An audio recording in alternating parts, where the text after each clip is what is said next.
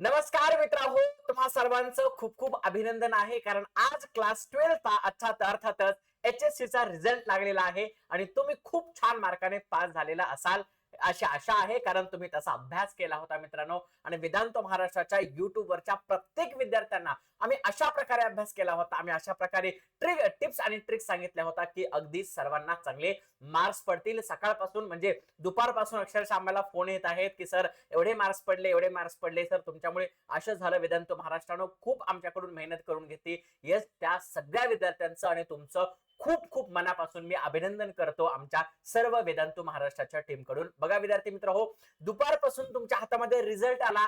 Result आल्याच्या नंतर तुम्हाला खूप सगळे फोन येत आहेत, बरोबर आहे, मित्रांचे, नातेवाईकांचे. येस, ऑब्विसली फोन येत असतील.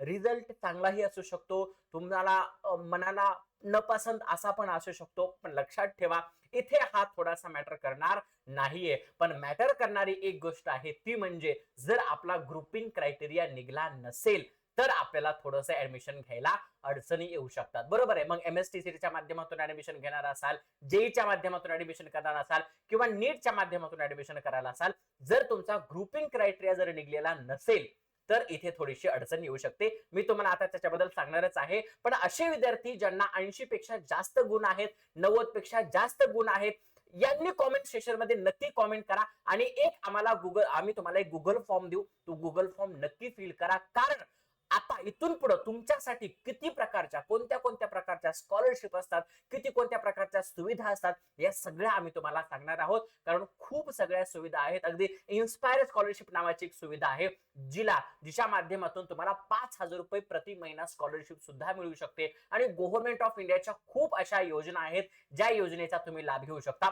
मात्र कॉमेंट मध्ये नक्की सांगा तुम्हाला किती पर्सेंटेज पडले. आणि आम्ही एक गुगल फॉर्म डिस्क्रिप्शन मध्ये टाकू, ते तुम्हाला नक्की फील करायचंय, बरोबर आहे. बघा आता आपण येऊ, आपल्याला किती मार्क्स पडलेत. मला वाटतंय तुमच्या सगळ्यांच्या डोळ्यासमोर तुमचा रिझल्ट असावा आणि रिझल्ट मध्ये तुम्ही बघायचे, कॅल्क्युलेशन करायचंय आणि आपण बघायचंय की आपला ग्रुपिंग क्रायटेरिया निघलाय की नाही. बघा, सगळ्यात पहिला आहे ओपन कॅटेगरी, बरोबर आहे. म्हणजे आता सगळ्यांनाच माहिती आपण कोणत्या कॅटेगरीमध्ये आहोत, ओपन कॅटेगरीमध्ये आहे.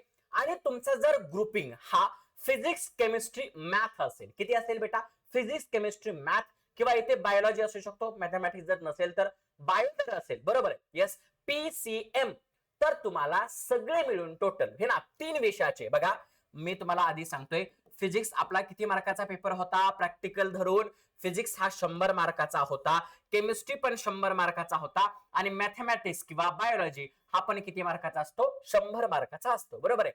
म्हणजे टोटल 300 मार्काचा.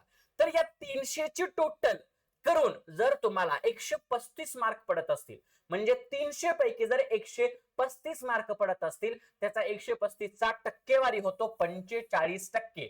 असं कंपल्सरी नाहीये की तुम्हाला फिजिक्स मध्ये 45 असायला पाहिजेत, केमिस्ट्रीमध्ये 45च्या वर असायला पाहिजेत, मॅथमॅटिक्स मध्ये 45च्या वर असायला पाहिजेत, अशी कोणतीही अट नाही. टोटल मिळून तुम्हाला किती टक्केवारी असायला पाहिजे, 45%च्या वर.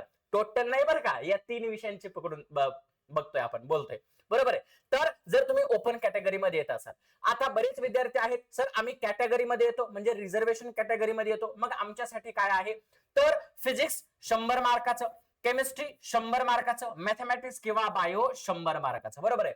जर तुम्हाला या 300 पैकी जनरली ऍव्हरेज जर 40% असतील, म्हणजे किती मार्क सर, तुम्हाला 120 मार्क असतील. किती मार्क, 120. म्हणजे 300 पैकी फिजिक्स, केमिस्ट्री, मॅथ किंवा बायो याच्यापैकी जर तुम्हाला 300 पैकी 120 मार्क असतील तर तुमचं कॅटेगरी मधून ग्रुपिंग निघलेली आहे, बरोबर आहे. बघा आता एक स्पेशल केस आहे आणि ती कोणाच्या वाट्याला आली, केमिस्ट्रीच्या वाट्याला आली. अरे बापरे, सगळ्यात जास्त मार्क स्कोर केले जर असतील ना यावर्षी तर ते केमिस्ट्री मध्ये केले आहेत, बरोबर बरोबर. तरी आपण डिस्कस करूया. फिजिक्स किती मार्काचा असतो, 100. मॅथमॅटिक्स किंवा बायो 100 मार्काचा असतो, बरोबर आहे. येस, पण इथे आपण PCM मध्ये डिस्कशन करणार आहोत. बघा जर तुमचा कम्प्युटर सायन्स असेल, कम्प्युटर सायन्स किती मार्काचा असतो, 200 मार्काचा असतो, बरोबर आहे. IT 200 मार्काचा, इलेक्ट्रॉनिक्स 200 मार्काचा.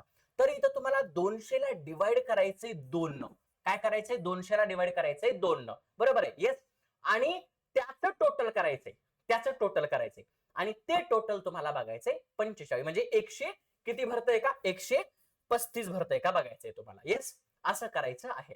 आणि या पद्धतीनं जर तुमचा ग्रुपिंग क्रायटेरिया जर निघत असेल तर तुम्ही ऍडमिशन साठी एलिजिबल असाल. बरोबर आहे. बघा, आता ज्यांना 80 किंवा 85 पेक्षा जास्त आहेत, 90 पेक्षा जास्त आहेत, त्यांच्यासाठी आयसर ऍप्टिट्यूड टेस्टचे दरवाजे खुले आहेत. बरोबर आहे. येस, आयसर ऍप्टिट्यूड टेस्ट तुम्ही देऊ शकता. त्याच्यानंतर इन्स्पायर स्कॉलरशिप नावाची स्कॉलरशिप आहे, ती सुद्धा तुम्हाला भेटू शकते जर तुम्ही बेसिक सायन्स करत असाल तर. म्हणजे काय, बीएससी करत असाल तर. बरोबर आहे. पण मला वाटतंय बीएससी कराल की नाही हे ना, ही सगळ्यात मोठी गोष्ट आहे. कारण आजकाल बीएससी ला खूप असं वेगळं मानलं जात आहे. सगळे बीटेक किंवा बी याच्याकडे जात आहेत. बरोबर आहे. तर वेगवेगळ्या गोष्टीबद्दल आता 12वी नंतर सुद्धा काय करायचं आहे, बीएससी करू, बी करू, बीटेक करू, काय करू नेमकं, याचे जर तुम्हाला प्रश्न असतील तर ते सुद्धा कॉमेंटमध्ये तुम्ही नक्की सांगू शकता. आणि सगळ्यात महत्वाचं, जर आपल्याला मार्क्स चांगले असतील, येस, तर हा गुगल फॉर्म फिल करायला नक्की विसरू नका, जो मी कमेंट बॉक्स मध्ये दिलेला आहे. तुम्हा सर्वांचं खूप खूप अभिनंदन. Congratulations to all of you. Thank you so much and all the best for your life. Thank you so much. जय हिंद, जय महाराष्ट्र.